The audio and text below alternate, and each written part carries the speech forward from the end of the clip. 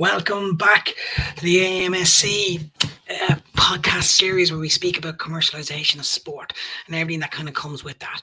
It's been a funny week within sport here, both in Sweden and obviously back home in Ireland.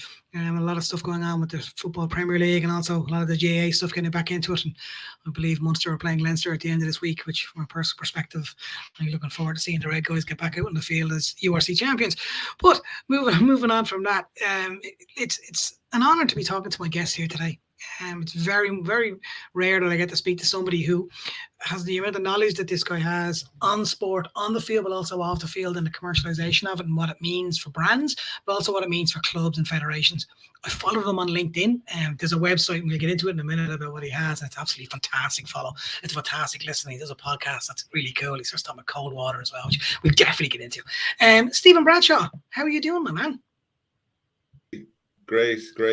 Thanks for having me on board. Great to be here. No problem at all. We'll get into the podcast and your own background in a minute. But what I always like to do when I start on these conversations with people is to go right back to the start and their own passions of sport. For me personally, it was my dad closing all the curtains and the windows so we could watch the Five Nations as it was back then. That's how old I am. And also looking at Premier League soccer on teletext and stuff like that. Where did your own passion of sport come from?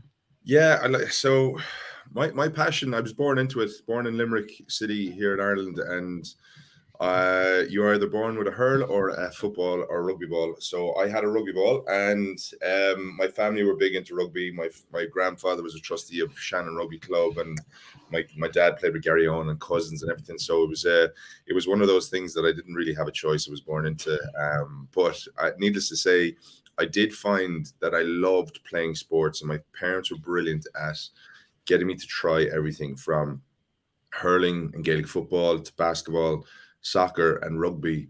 And having tried all these different things, even did a bit of boxing as well back when I was a little younger, I found that I loved the team sports, I loved the camaraderie, loved the kind of the, I suppose, the accountability of it all, having to not only work for yourself to be the best you could be, but also to help your teammates be the best they can be. And I love the jovialness, love the camaraderie. And I have friends from when we were 4 years old going out into Kuna soccer fields when there was cowpats on the actual pitch, to now we're 40 and we're still great mates. But yeah, for me, like at about 14 or 15, I kind of focused specifically on rugby. I thought I was doing okay. I was playing okay. And I got an opportunity to captain my school, which then led me to be the Munster Schools captain. And from that, then I ended up playing Irish 19s in a World Cup in Italy, which was amazing. I actually played against Italy in Thomond Park and scored a try in front of my grandfather. So that's a big, a good memory for me. And from that, then I played Munster 21s for 3 years. And I got an opportunity then to get a contract with Leinster for a year in 2006 when all the guys were coming back after the Lions tour. And that was a really, really, really impressive eye-opener. I love the world of pro sports. I love the professionalism of it all, even though it was still kind of straddling the amateur and pro days. But although I wasn't good enough, and I can admit that now, at the time I was a bit sick about it, but I wasn't good enough. I got a load of injuries. And I ended up then playing with St. Mary's Rugby Club then for about, I think it was about 16, 17 years, which is was a Division 1A rugby club in Dublin. And again, like, even though it was an amateur team, it was all about the team. It was all about the collective. It was all about working together. And what I loved about that in a team environment is that there's nobody can succeed on their own. You need people to get to where you are today, whether it's family, whether it's colleagues, whether it's friends, partners, whatever. Nobody can do it on their own. And that intrigues me.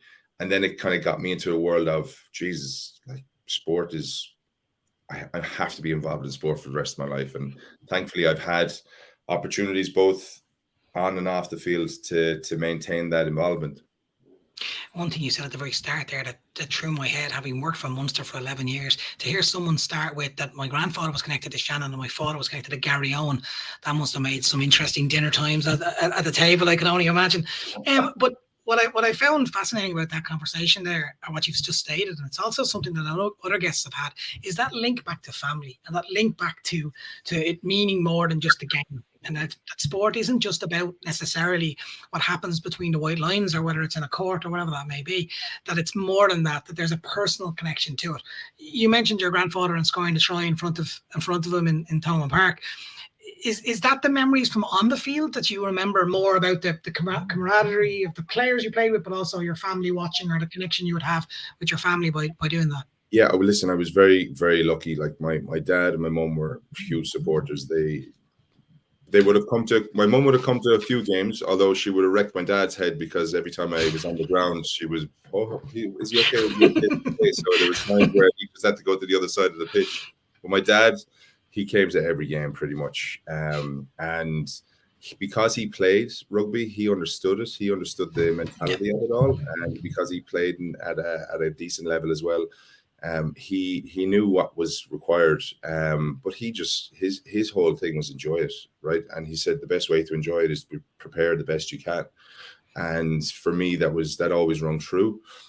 So while I did love my family being there, what I got out of rugby though was the friendships that I have now, the stories, the like the tours, and the as soon as you meet your teammates, you nearly regress into that moment, that world again. It's gas. Like you it's like walking into your home for not being there for 10 years, and then all of a sudden you're a teenager again in front of your parents. It just has that kind of way when it comes to sport. Everybody has this acknowledgement and view of you. Like when I went to Australia, I played in Australia for a year with a team called Sunnybank, which was a feeder team to the Queensland Reds. And over in Australia, I played 6 and I loved it. I got loads of ball. I was able to play. I had loads of space. I wasn't as tired from being in the second row. And when I came back to St. Mary's, I told the guys, I'm a 6 now. And they said, "Come back to the second row. You're not a 6. Know where you belong." So It's interesting. It's great to say that, because when in my history with Munster Rugby, we decided to, in our glory, bring the 2008, no, it was 2000, yeah, 2008 Heineken Cup winning team to New York, and I was tasked with bringing them all over there. And when you said that there about that you regress back in, it was actually hilarious to watch these grown men who all have their own careers, who are all legends in their own right within the sport, literally turn into children. And it was the example I would give, and I'm not giving away secrets, but when we landed in the airport, it was Newark we landed into, and one of the guys found out that there was a massive mall like 400 yards up the road. So the bags were literally dumped with me, and they were gone, like children. They were just all gone, and they had decided that one of the players could stay behind to help me with the bags to the hotel. That was their thank you for me bringing them over. So that's an example of the youngest player as well, was it? It wasn't far off. Yeah, it wasn't far off. You could pick him out of a lineup. Let's put it that way. If you'd have seen the guys that were going over, it wasn't Gulliver Claw. Let's put it that way.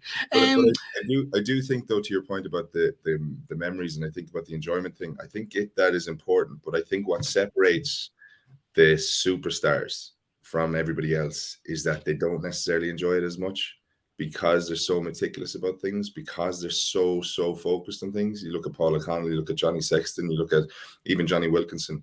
Like, these guys were addicted, or are addicted, to the sport.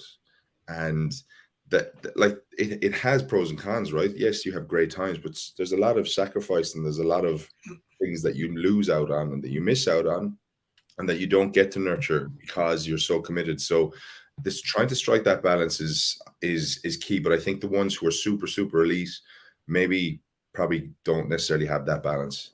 But that's just my opinion, as opposed to anything digged in reality. Yeah, I think you do have a point. I think it's an interesting one when you're talking to players, that they need to realize that there's a point in time within their what they're giving up, as you rightly said, but also for some players who do all that giving up and don't actually make it for whatever reason, injury, whatever that may be. I think it's an interesting conversation when it comes to players' development, and that they need to look at themselves earlier, and when it comes to their career. So moving on to your career, what's the big thing you've spoken about, being meticulous and watching other people who are successful, and the eye-opener it was to be at Leinster Rugby for a year. But what did you take out of that going into sport, into your professional career? What was the main kind of takeaway you took from on the field to off the field? Excuse me. I don't know if it's the main one, but one of the ones that kind of springs to mind is trust. So within a team environment in sport, you have to trust that the guy beside you is going to learn his role. He's going to do his part to be nutritionally effective, to lift the weights, to push himself as hard as he can in training, to be there on the park, that when you need him the most, that he'll step up and know the call, or he'll be able to make that tackle, and his technique is good. You know, a trust was a big thing, and that's what I find when I go into business as well, is that I don't go into a world of business and say I don't trust you, because ultimately I'm always ready on the back foot and you have to prove a point. Trust for me is naturally there unless you break it. And I think that's a really interesting psychological approach to, say, sport and to business. Will provide you as a leader within the business, or a leader within sport. You provide, as a coach, you provide them with the tools and facilities to be the best they can be. And hopefully the game plan works. Equally so as a leader, it's not about saying what you did wrong, but it's about showcasing how you can bridge that gap to be the best version of yourself. And I need to trust that you're going to do your job to the best of your ability. And if somehow that trust breaks down, then we obviously have a problem. But for me, I think if you go in opening with trust, I think you get that respect from others that typically may not have been there initially. That's kind of the one thing that I would take away when it comes to team sports and even leading in business. I think another piece for me is buy-in. So a lot of leaders and a lot of businesses will have their focus and say their identity and their goal and their North Star. And sometimes it's dictated to the team that this is the North Star. Whereas what I found when we played sport, at the start of every season, we would look at the season and go, okay, what's our goal? And everybody had a say in the goals, right? Everybody had a voice. And once everybody feels like their voice is being heard, from there, then they can buy into that North Star. Whereas if it's dictated to them, it doesn't necessarily reflect them. So they may not necessarily feel that they have any skin in the game. So I always thought that the way we would set up our season in terms of the goal setting and the mission and the values and the accountability that we would set for one another as teammates gave us the permission to call each other out, right? If people didn't do it right. Yep. Equally so, it gave us the focus on where we all wanted to get to by the end of the season. And it didn't mean that we had to wait till the end of the season to fix things. We could call things out throughout the season to say, lads, we're not good enough here. We said we would be at the start. Why aren't we? We're not getting our calls right, unforced errors, whatever. Similarly with business, quarterly reviews. You look at them and you go, hey guys, we're not where we want to be, or actually we are where we want to be, but we need to keep the momentum, so I think that's really interesting as well, because it's a great analogy between the two. What I would add to it as well is the importance for every staff member to feel that they're part of the process. And I think that goes right down to the heart of everything you do. A good leader, a good team for me is somebody that looks at their weakest member and sees their weakest member growing, but also sees their business as a tree. And what do I mean by that? I mean, if you look at the NFL, for example, in America, the coaches love the fact that their coaches below them all go and become head coaches somewhere else. And they call it a tree. So it's the Stephen Bradshaw tree, which means they worked under Stephen Bradshaw and now they've gone out themselves. And that's a really important part of, for me, leadership. I hear quite regularly people saying, oh my God, I can't believe person X is leaving us. That's a disgrace. That's terrible. How could he do this to us? I would look at it completely the opposite way and say, wow, this guy's now got a job, or this girl's now got a job at that club. Isn't it brilliant that they've learned so much from us? And I would trust the people coming next to understand that that's the goal they can go and reach if they want to. And I'm really fascinated by your take on how sport integrated within your mindset. Is that a fair analogy as well? That you look at the whole organization within your team to grow that expertly outside and not just look at it internally? Listen, I think we're only stepping stones in everybody's different journey, right? So we don't have control or ownership on anybody, right, except our own path, right? So for me, if anybody decides that they want to leave or they want to go somewhere else or pursue a different career or try something else or become a stay-at-home parent or whatever, that I respect every single person who tries to do that for themselves, as long as they're happy, because it's not me to tell you how to be happy or how to do things. It's just me to give you a little bit of, I suppose, my own perspective if you're wishing or wanting to hear it, and then to be able to, for you then to kind of assimilate it into whatever works for you. And biggest compliment for me is that staying in touch with people, really just staying connected, having an odd coffee here and there with people, or even if you haven't stayed connected, but you can reach out to them in a year or so's time and say, fancy a coffee. Like that for me is I think that's super rich, because as I said to you at the beginning of the podcast, there's nobody successful in the world that did it on their own. They all had support. Everybody's had support at different stages, and we're literally just chapters in that story that of people's lives that we get to hopefully make an impact, and a positive one of that. Yeah, and again, it goes back to the thing that anyone that listens to this podcast will hear me say. It's all about stories. It's about creating stories, whether you're the individual or whether you're on the field or off the field. Just staying on the field for a little second before you go. Not necessarily you playing, but also you entertaining and being part of and seeing. What's the best atmosphere you've ever experienced in a sporting arena? Oh, wow. I think it was, so one that stands to mind this year actually was the Six Nations, England and Ireland in the Six Nations. The atmosphere was just electric there, but it was because Ireland obviously went on to win the Grand Slam. The greatest atmosphere, though, that I've ever been part of really was probably the 2008 Heineken Cup final. Myself and a load of my mates, we took a motorhome. My dad had a motorhome rental business. We took a motorhome over to Cardiff, and we had partnered up with the rugby team in Clondaff, and all the motorhomes stayed there. Had you told him you taken the Yeah. I was actually helping them out, and we were demonstrating them all, and like the amount of Irish people we had, the fields, we had all the songs for Munster Rugby and everything in it, and should have seen the ferry going across the water. But when we got to the Millennium Stadium, it was just covered in red. And like 2008, that's a long time ago, right? We haven't had a start since now. It's great to see URC, and I'm terrible because I'm from Munster, but I played with Leinster for a bit, so I'm kind of straddling both sides, right? But as I say, Munster was passion, Leinster was a job. But that 2008 final was just electric, because like everybody had.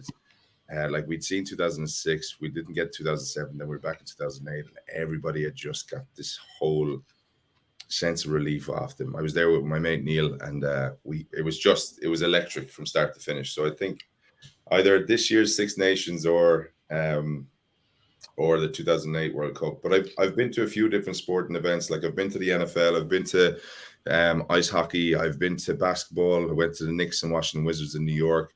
I went to all of them, and they all have great little moments, but to be just captured in that moment. And sorry, do you know what? The last one that I would say would be last year's hurling final, Limerick and Kilkenny. Not this season, not this year. Now this year was good, but last year was electric in Croke Park. 80-odd thousand people in Croke Park, and hurling is the fastest game in the world.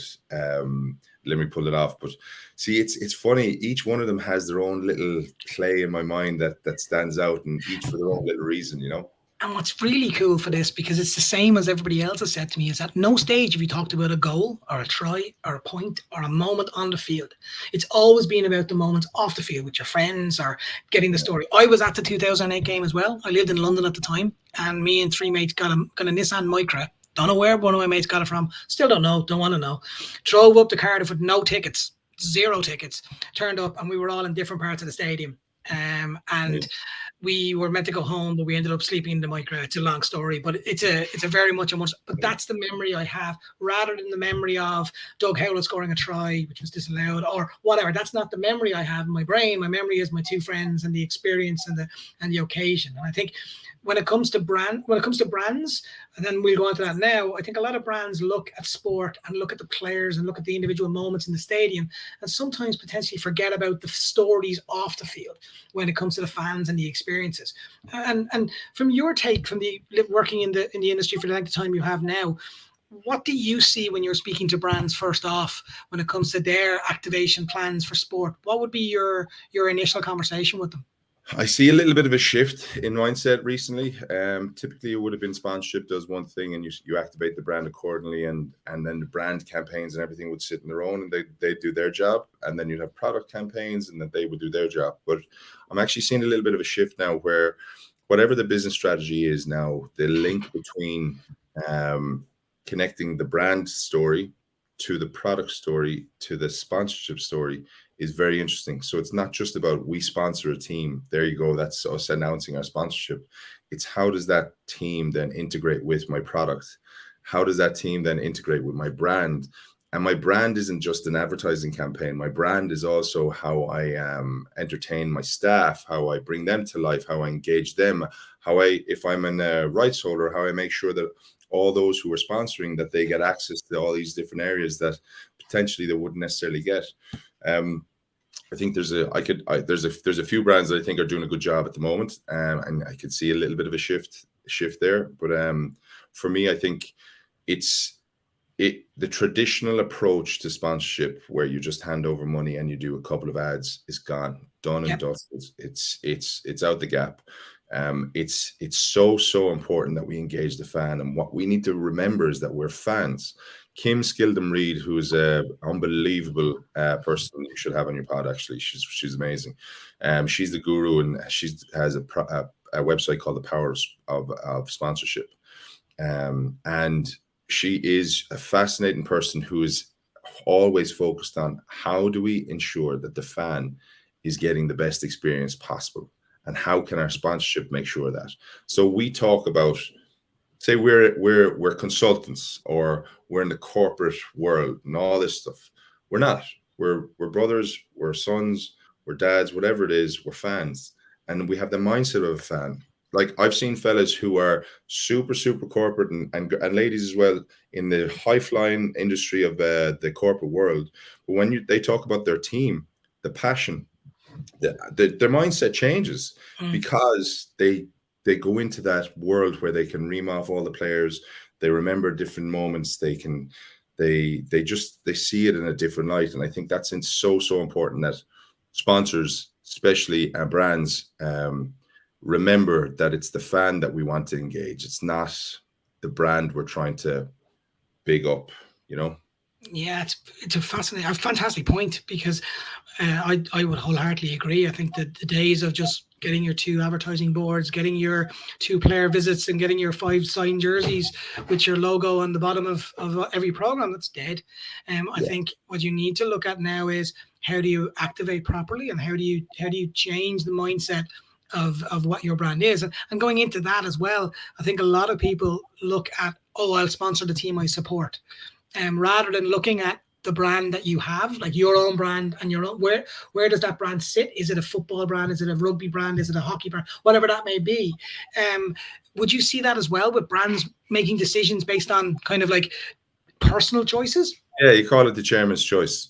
You know, it's essentially somebody who's high up, who has a feeling, and who has an affiliation with the sports team or an entity, and they're like, they tell the team or the people who are working with them, just do this or just do that. And it has no connection.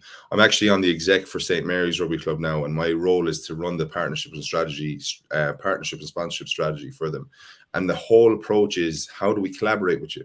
It's great that brands are willing to give money, but how do we actually collaborate in a way that marries back into your business objectives? And how do we make sure that this is a long-term stay, that it's not just a year by year?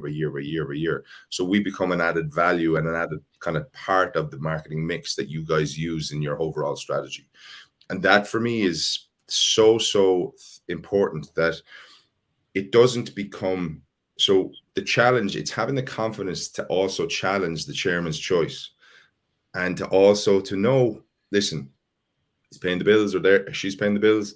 That's okay. We know how much to push, and there's only so far you can push, but having the confidence to push back if it doesn't match with your marketing strategy or the overall business objectives. If it doesn't, then at least you've documented, you've made your point, and that's all you can do, and you can kind of be safe. But don't, like, a lot of people in our industry have years and years of experience, are sometimes afraid to actually speak up and share that because they want an easy life. I understand that. It's fine. Get that. But if you want the best outcome, to help with your own brand, your own career, your own opportunity, then don't be afraid to speak up. The worst that could happen is to say no. Listen, Yeah. go with it. Exactly. And I think there's also a conversation around making sure you know what your return on investment is. I had a conversation with somebody recently where they got a table of 10 for a sporting event from their brand, and they were like, oh, we don't know who to give this to. And my response back to that was, if I handed you $5,000, because that was the cost of the table, if I handed you $5,000 in cash, you'd know what to do with that. From it comes to, so take the same thing when you're looking at your rights. When you look at your rights package of a sponsorship deal, make sure that when you have that rights deal that's handed to you by your chairman's choice, if that's necessarily what happens, you make sure you turn that into more money and you turn that into more opportunity for your brand. And I think that's sometimes missed when they get their rights, and the head of commercial of a brand will go, yay, look what I've done. I've got this fantastic deal. I'll get the photograph taken beside the on the field, and I'll do all those things, and I'll hand it over to my marketing director, and the marketing director is like, I don't know what to do with this now. And sometimes there's a gap in the market in that little area between how do I activate what I've got and progress that forward and have real return investment conversations as well. Yeah, I think you're dead right. I think it's the return on investment. So sometimes with sponsorship, it's tricky to kind of quantify that, right? It is tricky. So what financial officers will look at is they go, I'm giving you X amount, where's my Y return?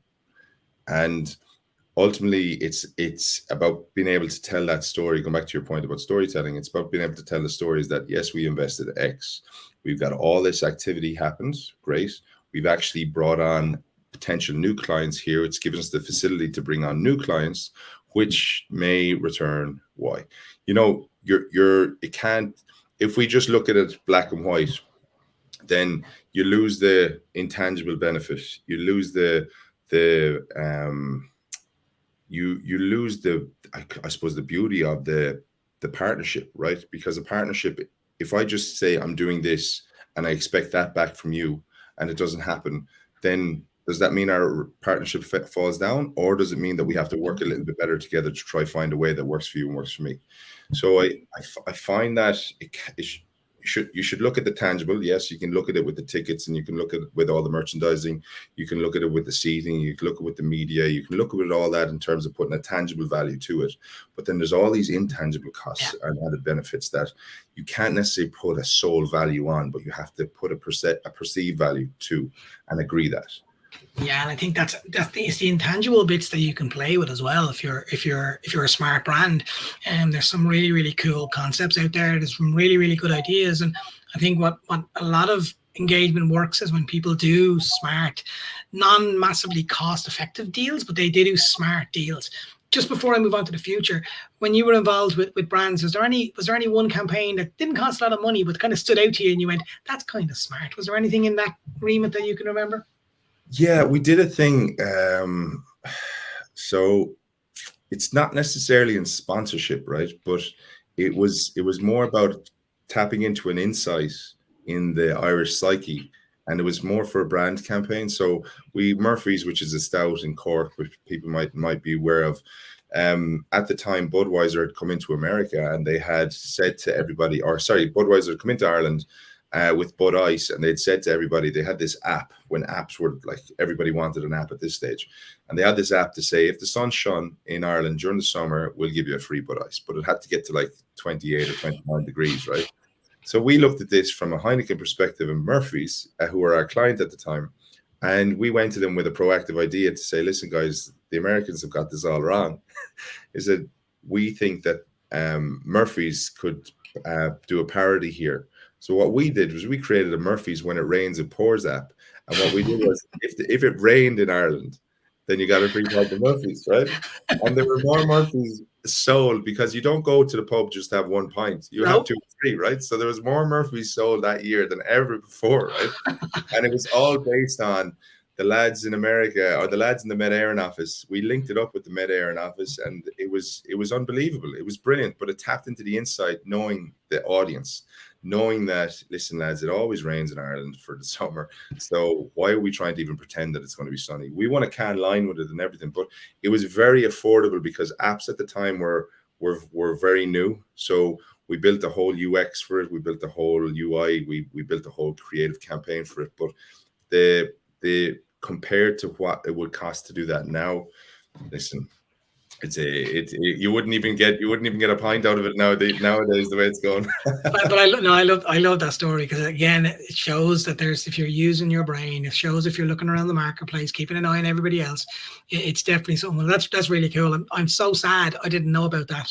It really annoys me that I missed out, because I'm so disappointed, because Murphy's quite nice. One last question before I move on to my top 10 Q&A to ask you last minute stuff is the future of sport. So a lot of people are looking at women's sport, for example, after a very successful FIFA Women's World Cup. And other people are looking at, as you said earlier on, about changing the mindset towards looking towards the fan. And where do you see the future of sport commercialization in the next 5 years? Well, I think the women's sport is the biggest opportunity for brands to get involved in. You're looking at a Monday in KPMG. We've gotten involved in the Ladies Irish Open. Now on Monday, I've had legacy in that and being involved with it over Europe. You look at the Sky Sports or Sky getting involved with the Irish ladies team. Even look at the World Cup, the recent World Cup, the Women's World Cup. The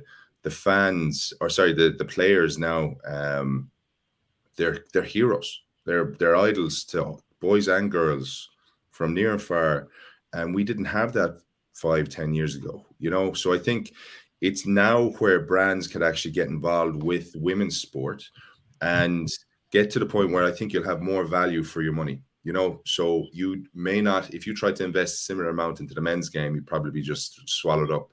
Whereas if you buy into the women's sport, buy into the journey and the belief of it, I think there's a huge opportunity to grow with it. And I think it should never be a case of one and done, as in 1 year and we're gone. Go in for the next 3 to 5 years, go on a journey, showcase your strategy with them. And I think you could grow greatly. And I think there's some great opportunities there. We saw even with Softco, with the Irish ladies hockey team, they got it on a song. And then the ladies team took off and they did unbelievably well, the Worlds and the Olympics. So I think for brands to be a little bit look at the bigger picture, take a step back, and I think that's where like consultants like us or whatever can come in, and we can actually help identify the right properties for the right value to help them then share their story. I do think, though, I think esports is really interesting. Stuart Dempsey, who's got Gamerfest here in Ireland, and the lads Trev Keane and the guys in Natives and stuff, they're building something really interesting and really great. I know it's hugely taken off in Europe. I know it's massive in Europe, but in Ireland, it's definitely an opportunity to grow. And you see with Virgin Media, they tapped into showcasing the gamers who were playing FIFA, but they were playing for Ireland and representing Ireland. And they put this guy will play for Ireland, but he'll never step foot in the pitch. And they had these lovely billboards, and they just tapped into it because they're a new audience, they're a younger audience. And then they can it'd be great for product development, the likes of Samsung or any of those guys who wanted to get kind of reviews done. These guys have such a broad range of viewers and listeners that I think product development would be quite interesting if it's done properly, and not as a kind of like an ad to sell, more of like, here's the truth of my experience with your product, and don't be afraid to stand over it, Yeah, I totally agree on both points. I think women's sport is the future. I love the connection to Softco and hockey. And when you say a song, man, look, people should look it up. It is literally a song. Yeah. The other links to the obvious ones where when you get involved with a women's brand, you've then got to activate that, and you've got to make sure you activate it properly. And Sky is the best example of that. When it came to the Women's World Cup, they did a really good job, and they did a fantastic campaign with FAI around just finding out about the players' families in the background. I think that was really well done. It was smart. I heard Vera Pauw speak, and she said that Sky really bought into it, and they bought into the campaign. I believe they all bought into it as well, because it really sung true to the players. So, like, these are the little nuggets that are so vital, but they take time to find, and that's the thing. You can't have it overnight. It takes time to actually do this properly. Yeah, it's like anyone, when someone comes to me and asks, I need to get 500 grand into my club in the next 3 months, how do you help me? I say, I'm not the right person to speak to. You need to go and speak to somebody else, because that's not logical, and it's not done with any thought process to it. It's just not. We're not, as consultants, we're not sitting here with a phone full of people who've got money at hand. It's about telling the story and selling the story to them. Before I come on to the last bit I was talking about, which is about your podcast, because I'm dead interested about that, and I know I'm going a little bit over time, is I want to do a quick top 10 quick fire questions. They're quick questions. They're snap answers. The first thing that comes to your brain. Right. Tea or coffee? Coffee. Netflix or cinema? Netflix. What's your favorite Netflix series? At the moment, I'm watching Lincoln Lawyer. I'm not sure about it. My favorite one, I like The Witcher as well. I'm a bit weird like that. I kind of like sci-fi. They're the two that just come to mind at the moment. Yeah, the Lincoln Lawyer, I'm the same. You get addicted to it. You don't know. We committed so much now. I'm just going to finish it. Favorite ever stadium you've been in? Oh, favorite stadium, Suncorp. Rowan O'Gara or Johnny Sexton? Johnny. Favorite takeaway? Takeaway. I love a Zambrero, the cheeky Mexican. Yeah, Zambrero. You're not going to go. You're not going to go to some Limerick delicatessens that I've gone to myself. Club or county, or in the case of rugby, club or province? Club. The can't miss sporting event of 2024. Rugby World Cup. Oh, 2024. Yep. Oh. Olympics. Great answer. Question I ask everyone at the last one of these is: if sport was banned from the world tomorrow morning and we weren't allowed to talk about sport or be involved in sport whatsoever, what impact does that have on your life? If it was banned, as in you weren't allowed to play it, you weren't allowed to talk about it, there was no discussion at all, it was complete dictatorship.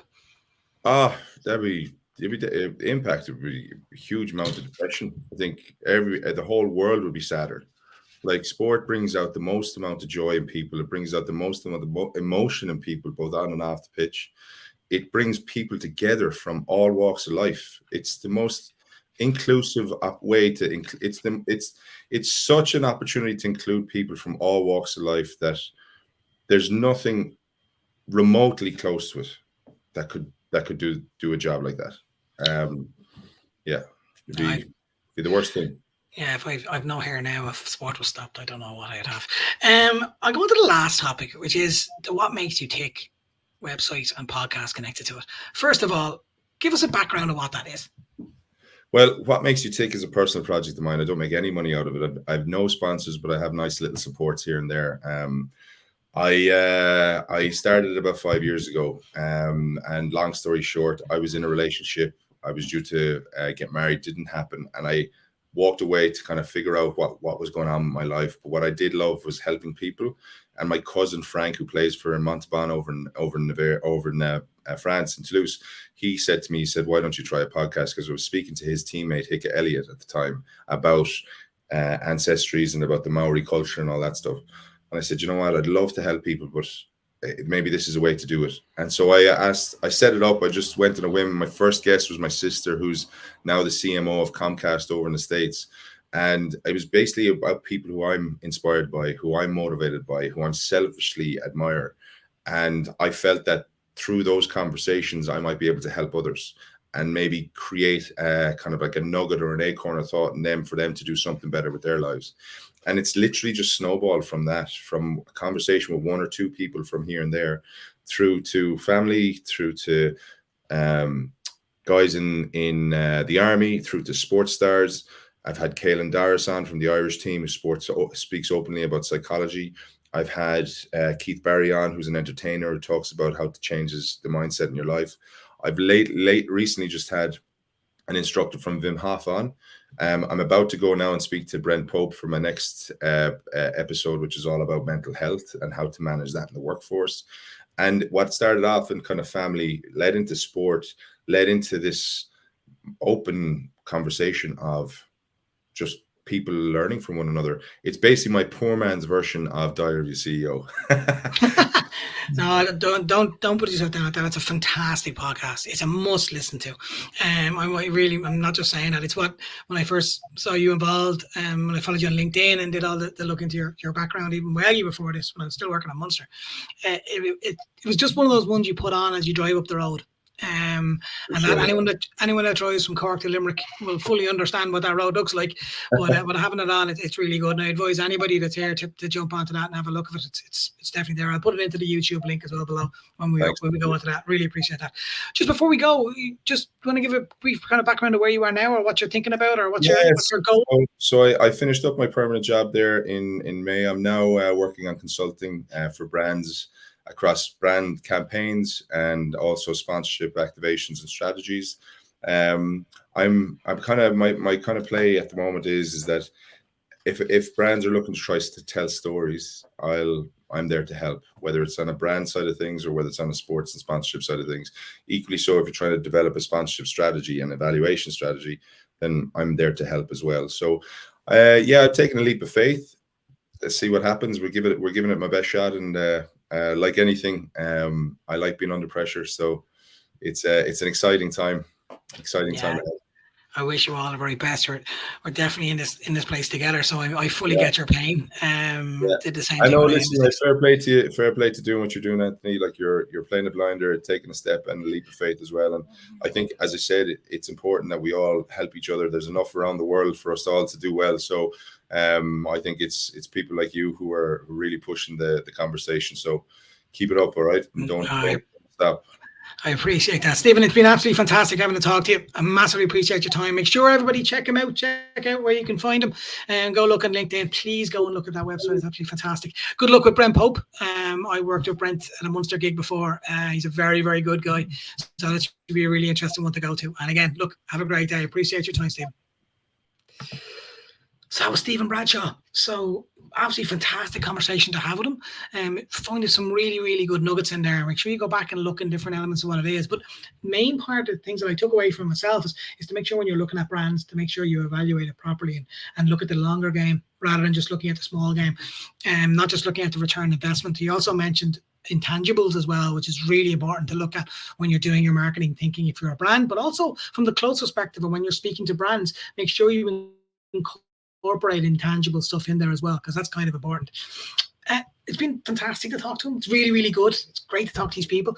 We're on to episode 5. We've got loads coming up. I've just got confirmation that the former Munster Rugby head coach Johan van Graan is going to come on to one of my shows, and we've got a couple of other CEOs and different people coming along with some players that I'm going to be interviewing myself later on. Also, a bit of news. We're launching our website in the middle of October when my son's birthday on the 16th of October. We'll be launching AMSC.se, where we'll be able to help people out. And literally the process behind AMSC is that we're the get stuck in consultancy. So we will go in there and we will assist you in getting stuck in and doing as best we can to help you grow, whether you're a small, tiny club in the middle of the west coast of Ireland, or whether you're a massive, massive brand who's looking to activate their sponsorship in a different way. Until then, make sure you stay safe. Make sure you go, as I always say, keep searching for that sun and look after yourself. Thanks very much, folks.